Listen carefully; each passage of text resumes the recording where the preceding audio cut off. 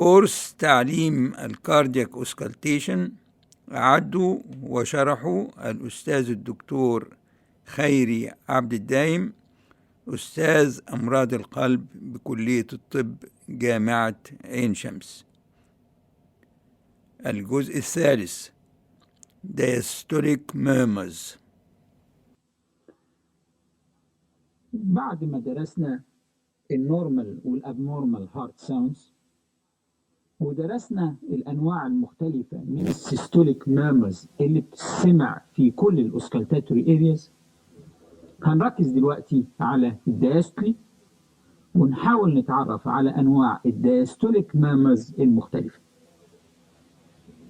تاني، لما نيجي نسمع الدايستولي نشيل من بالنا السيستولي خالص ونركز على المسافة ما بين السكند ساوند والفيرست ساوند اللي بعديه، يعني البيريود اللي بعد نزول الابيكس بيت أو نزول الكاروتيد بالس، ونحاول نعرف إذا كانت البيريود دي فاضية خالص أو فيها ميرمر. بعد كده لازم نحدد الإكزاكت تايمينج بتاعة الميرمر في الدايستولي، وده بنعرفه عن طريق الريليشن ما بين الميرمر وما بين الهارت ساوندز. يعني نسأل نفسنا أولا، هل الميرمر دي بعد السكند ساوند مباشرة ولازقة فيه؟ في الحالة دي تبقى early diastolic murmur. ثانيا، أو هل هي في وسط الدياستولي بين السكند ساوند والفيرست ساوند بتاع البيت التالية؟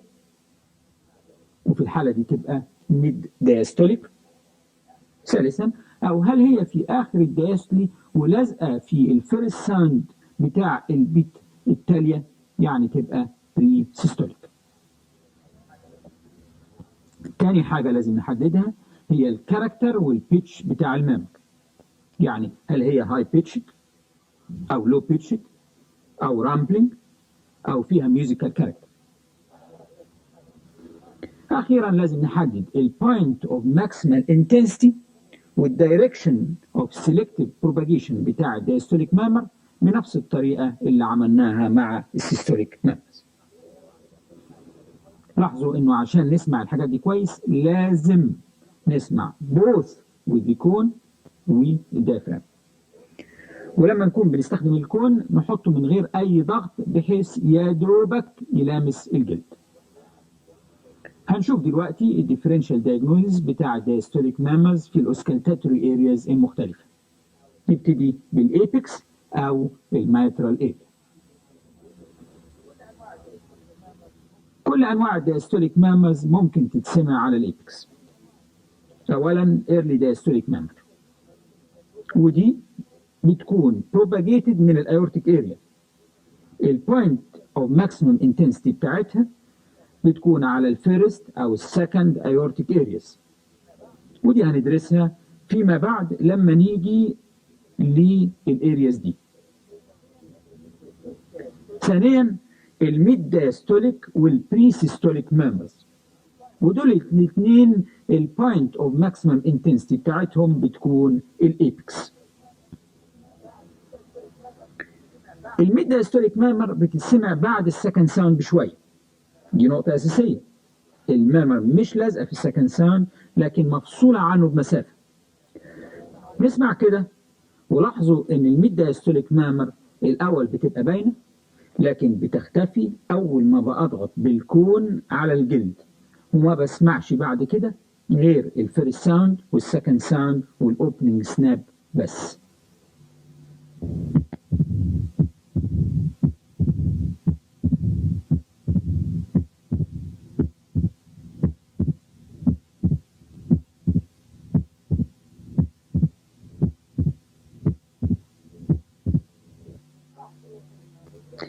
لاحظوا ان الميد دايستوليك ميرمر دائما of low pitch، وعشان كده بيسموها رامبلينج، يعني كده درررر.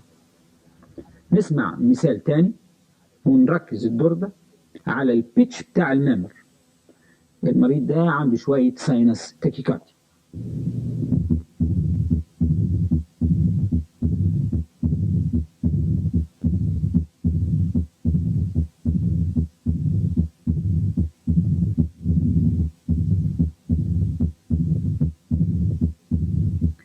الميد دايستوليك مامر دي على الإيبكس أسبابها إيه؟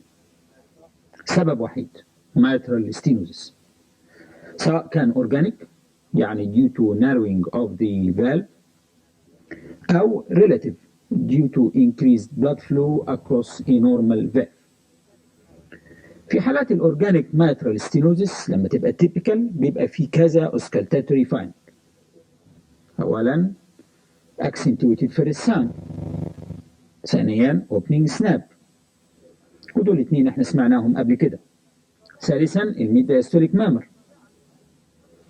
رابعاً كل ما الأورجانيك mitral stenosis بيكون مور تايت كل ما الميد دايستوليك مامر تطول وتطول لغاية ما تملى كل الدايستلي وتحصل الفيرست ساوند. لكن عشان الاتريال كونتراكشن بيحصل قبل الفيرست هارت ساوند وبيدفع مور بلاد اكروس ذا ماترال فالف، المامر بتبقى اكسنتويتد في الوقت ده، يعني بيكون فيه بري سيستوليك اكسنتويشن. دلوقتي هنسمع حالة ماترال ستينوزس والمريض نايم على ظهره، هنسمع الميد دايستوليك مامر. بعد كده لما يلف وينام على جنبه الشمال المامر هتطول وتطول لغاية ما تملأ الدايستلي ويبقى لها بري سيستوليك اكسنتويشن.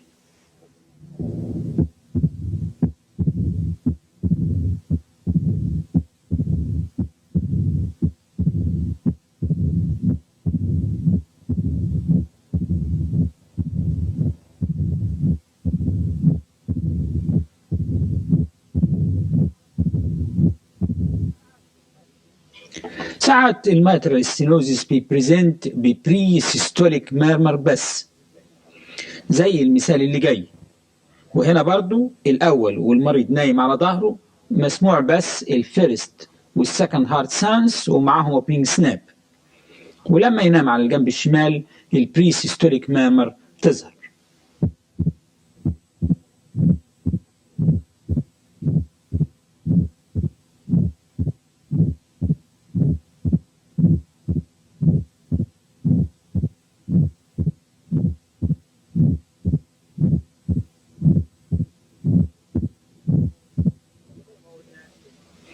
زي ما قلنا البري سيستوليك اكسنتويشن معتمد على الاتريال كونتراكشن، وفي حالات الاتريال فابريليشن مفيش افكتيف اتريال كونتراكشن فمفيش بري سيستوليك اكسنتويشن ومش هيكون فيه غير ميد دايستوليك مامر. تعالوا نسمع سوا حالة ماترال ستينوزيس مع اتريال فابريليشن.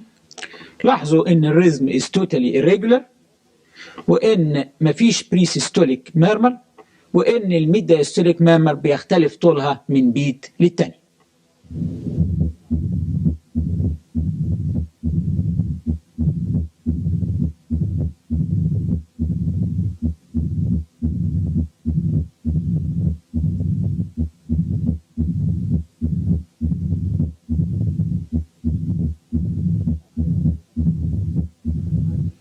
أخيرا هنسمع حالة فيها كل الأوسكالتاتوري فايندنجز بتاعت الماترال ستينوزيس بتظهر خطوة خطوة.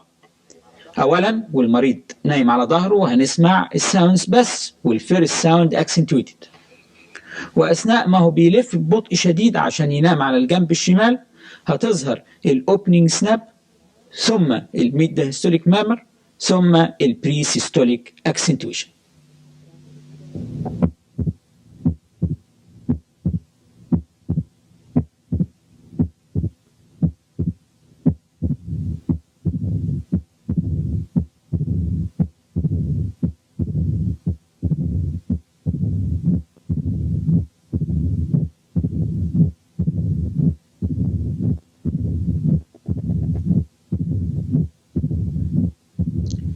كمان زيادة في التأكيد هنسمع حالة تانية فيها كل الفايندنجز دي بس بالسرعة البطيئة كما لو كانت الهارت ريت 15 في الدقيقة وبعدين هتزيد بالتدريج.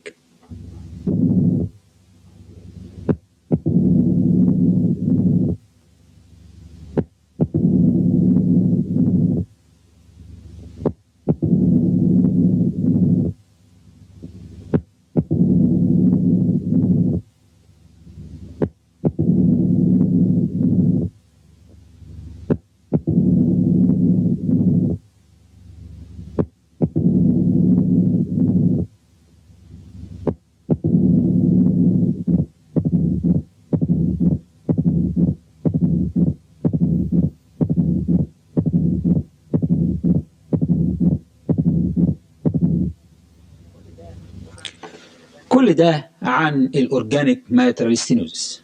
نيجي للريلاتيف أو الفانكشنال ماترال ستينوزس اللي بيحصل لما يكون الفلو of blood across the normal mitral valve زيادة عن المعتاد، زي حالات الميترال انكومبتنس وحالات الفنتريكولار سيبتال ديفكت والبيتن داكتس ارتريوزس اللي فيهم ليفت ورايت شنت.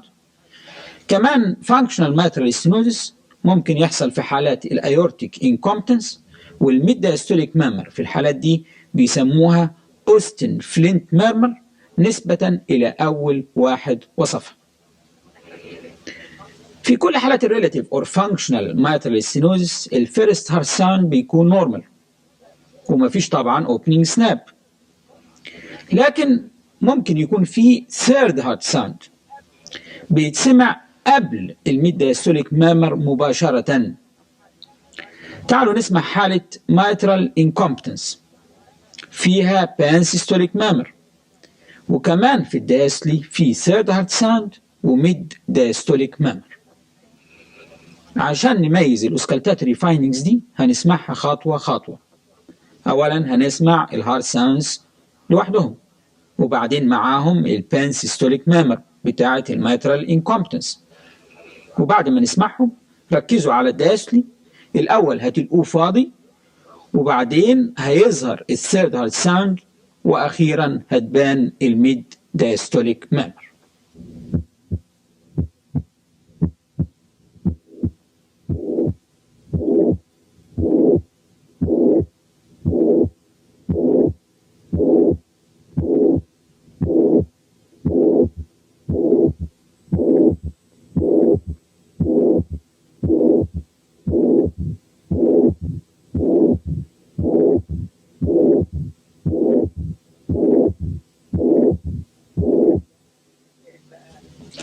نتنقل بقى للدايستوليك ميرمرز اللي ممكن نسمعهم على البيز اوف ذا هارت، يعني على الايورتيك اريا والبالمونري اريا والسكند ايورتيك اريا اللي هي الثيرد انتركوستال سبيس تو ذا ليفت اوف ذا ستينم. الميرمرز دي كلها لازم تتسمع بالدايفرام. هنا الدايستوليك ميرمرز مختلفة خالص عن الميد دايستوليك والبريسيستوليك ميرمرز اللي سمعناهم قبل كده في التايمينج وفي البيتش. فهم أولا early diastolic، يعني immediately بعد السكند ساوند، بحيث لا توجد أي مسافة ما بين الميرمر وما بين السكند ساوند. ثانيا very high pitched. ثالثا بتبتدي عالية نسبيا الأول وتقل بالتدريج، يعني دي كريشندو. نسمع مثال كده.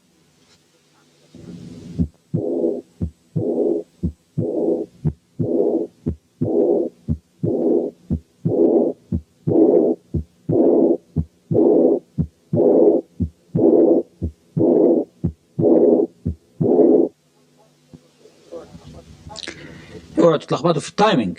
الميرمرز دي ار دايستوليك، يعني بتتسمع والايبكس نازله او والكاروتيد بالس نازل. الايرلي دايستوليك ميرمرز لما تتسمع على الايورتيك اريا بيكون سببها الوحيد ايورتيك انكومبتنس اللي هو برضو اسمه ايورتيك ريجرجيتيشن او ايورتيك انسفيشنسي، كل دي مترادفات ايا كان سببه. لما بتتسمع على البالمونري اريا وعلى السكند ايورتيك اريا ممكن يكون سببها pulmonary incompetence، لكن برضو في الغالب بتكون propagated من الايورتيك اريا ويكون سببها aortic regurgitation او aortic incompetence. والتفرقة ما بين السببين دول البالمونري والاورتيك بتكون بالperipheral signs، يعني peripheral signs of aortic regurgitation او signs of pulmonary hypertension. نسمع مثال تاني لأيورتيك ريجرجيتيشن سببه سيفلس، وعشان كده السكند ساوند فيه له رنة شوية.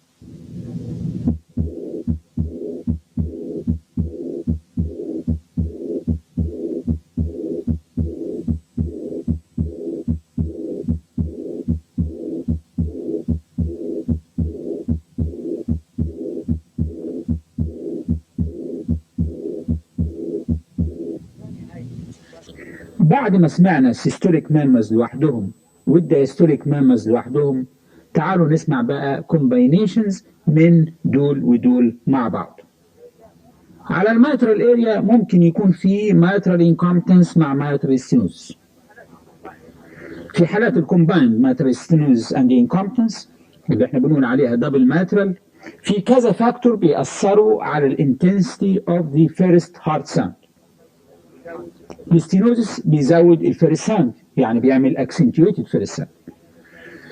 والريجرجيتيشن او الانكومبتنس بيقلل الفيرست ساوند، يعني بيعمل مافل فيرست ساوند. كمان كالسيفيكيشن اوف ذا ماترال فالف بيخلي الفيرست ساوند ويك، بصرف النظر عما اذا كان الاوريجينال ليجن كان ستينوزس او ريجرجيتيشن. في حالات الكومبايند ليجنز اذا الانتنسيتي بتاعت الفيرست ساوند بتكون هي محصله العوامل دي كلها، فممكن يكون اعلى او اوطى من الطبيعي. تعالوا نسمع اولا حاله ماترال ستينوزس بس تانية.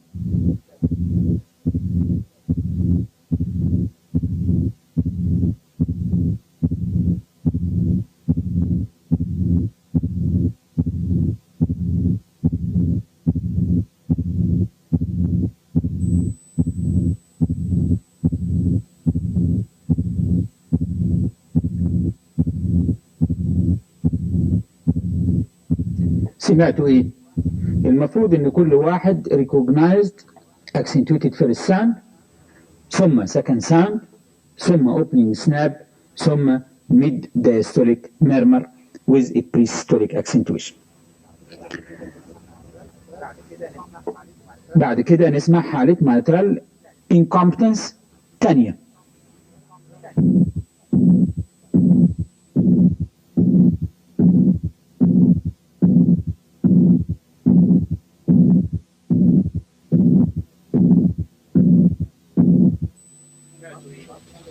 سمعتوا ايه؟ muffled first sound ثم pansystolic murmur ثم second sound ثم a third hard sound. أخيرا نسمع حالة فيها combination من mitral stenosis و mitral incompetence.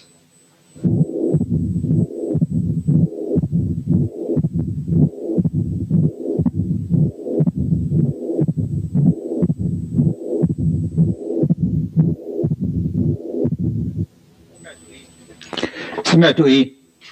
كان في accentuated first sound ثم pansystolic murmur ثم second sound ثم opening snap ثم mid diastolic murmur. رجعوا الشريط واسمعوا دي كذا مرة. دلوقتي بقى نصعبها شوية.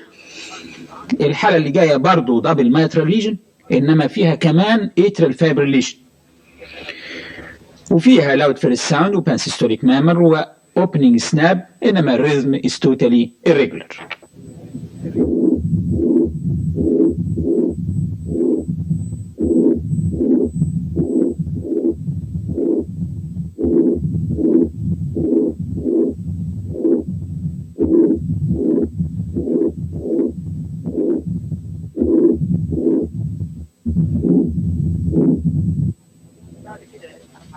بعد كده نسمع حالة تانية دبل ماترال ليجن فيها dominant mitral incompetence وكالسيفيكيشن of the mitral valve، فالفيرست ساوند ضعيف ومفيش opening snap وبس مسموع pansystolic murmur وميد diastolic murmur.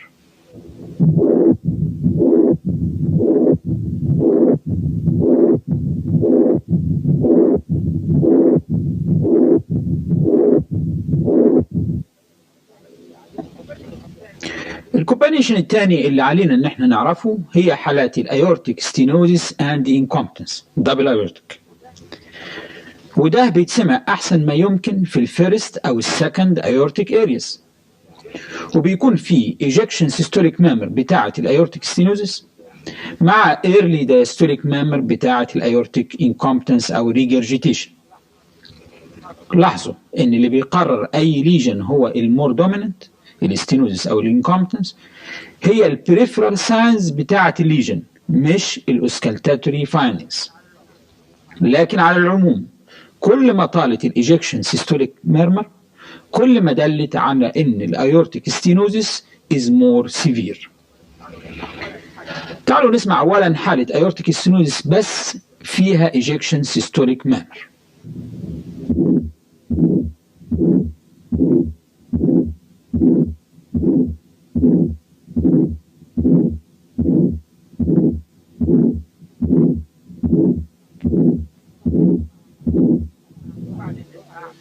وبعدين نسمع حالة aortic regurgitation فيها early diastolic murmur.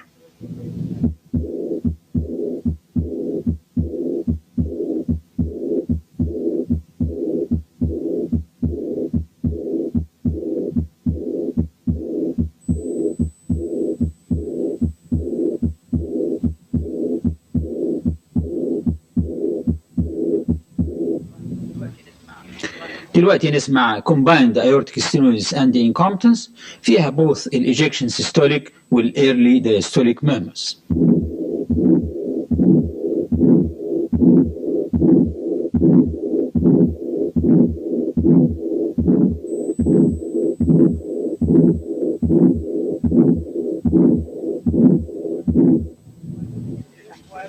في كتير من الأحوال الايرلي دايستوليك مامر بتكون اصعب في السماع من الايجكشن سيستوليك، عاوزه تركيز جامد.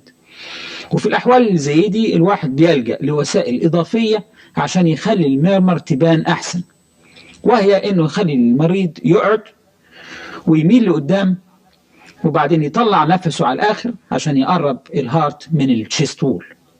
نسمع المثال الجاي اللي فيه الايرلي دايستوليك مامر فينتر عن اللي فات.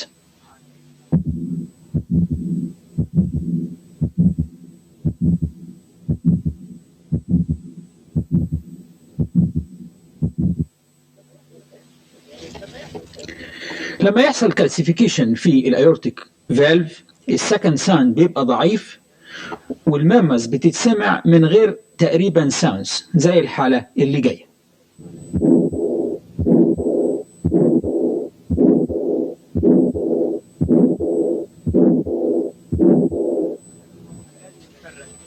لازم نفرق بين الحالات اللي فيها aortic stenosis و aortic incompetence double aortic يعني مدية ejection systolic murmur و early diastolic murmur، وبين الحالات اللي فيها patent ductus arteriosus أو venous hum اللي فيها continuous murmur.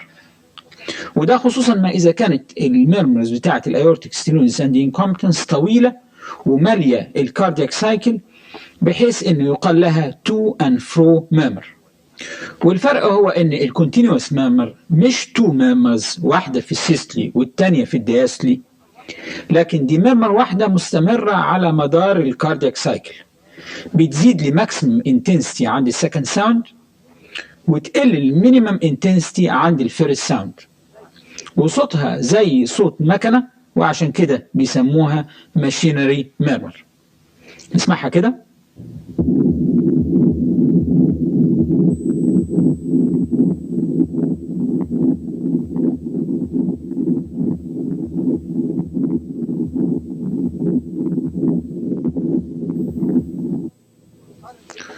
ونقارن بينها وبين التو اند فرو مامز بتاعة الدبل ايورتيك ليجن في الحالة الثانية اللي جاية.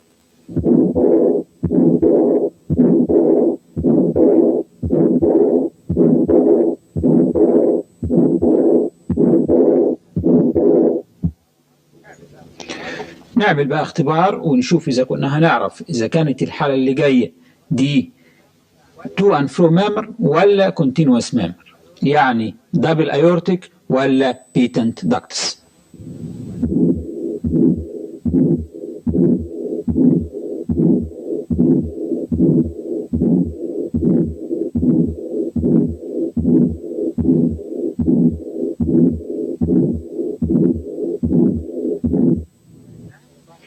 عرفناها؟ دي كانت combined aortic stenosis and aortic incompetence عاملة to and fro murmur. سبب تاني للcontinuous murmurs هو الفينوس هام اللي بتتسمع على الرقبة. هنسمع مثال.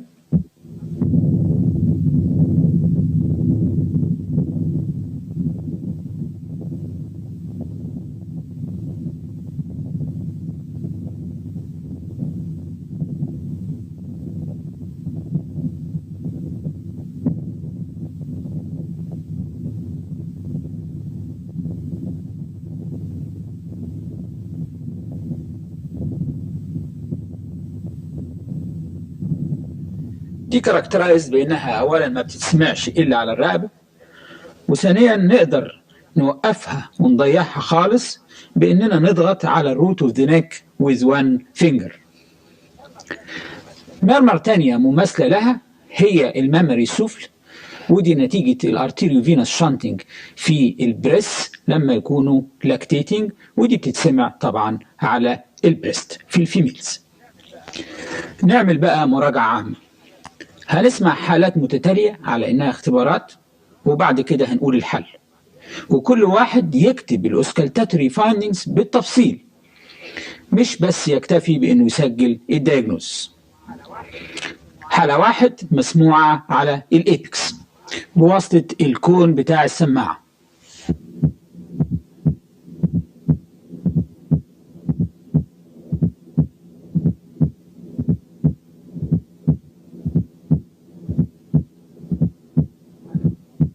حالة 2 مسموعة على الابيكس بواسطة الديافرام.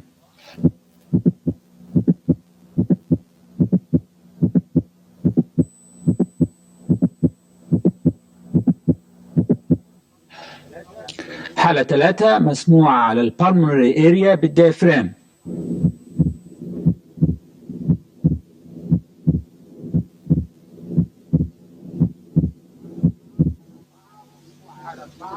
حالة 4 مسموعة على الابيكس بالكون.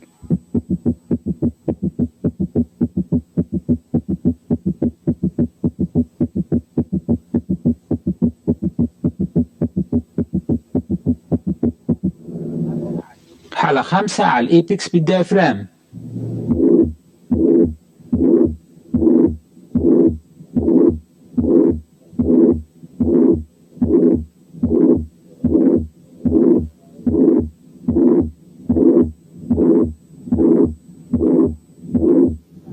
حالة 6 على الترايكاسبيد اريا بالديافرام.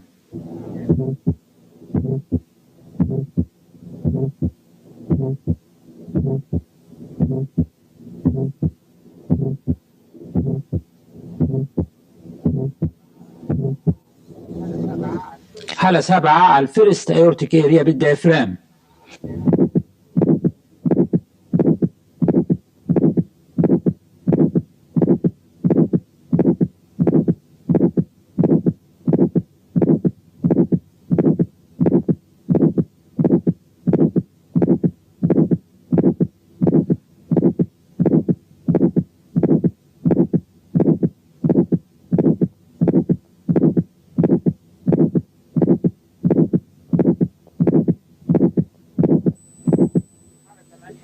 حالة 8 على الماترال اريا بالكون.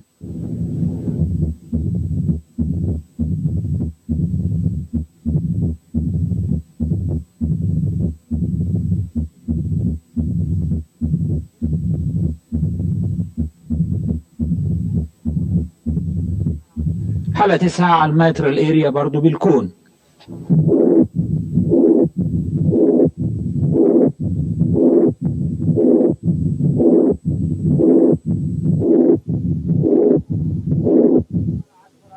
حالة 10 على السكند ايورتيك اريا بالديافرام.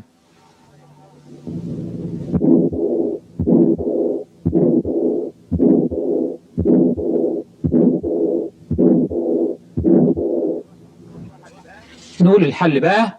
حالة 1 كانت فورس هارت ساوند. حالة 2 كان ميد سيستوليك كليك في ماترال فالف برولابس. حالة 3 كان فيكسد وايد سبيتنج سكند ساوند في حالة اتريال سيبتال ديفكت. 4 كان جالوب ريزم في حالة الليفت فنتريكولار فيلير. 5 كان بان سيستوليك ميرمر في حالة ماترال انكومبتنس. 6 كانت ميوزيكال فانكشنال سيستوليك ميرمر. 7 كان ايورتيك ستينوزيس عامل ايجكشن كليك وايجكشن سيستوليك ميرمر. 8 كانت حالة ماترال ستينوزيس واترال فيبريليشن. 9 كانت حالة combined ماترال ستينوزيس وماترال انكومبتنس فيها بان سيستوليك ميرمر وميد دايستوليك ميرمر. و10 كانت حالة combined aortic stenosis وايورتيك انكومبتنس فيها ejection systolic murmur وايرلي diastolic murmur.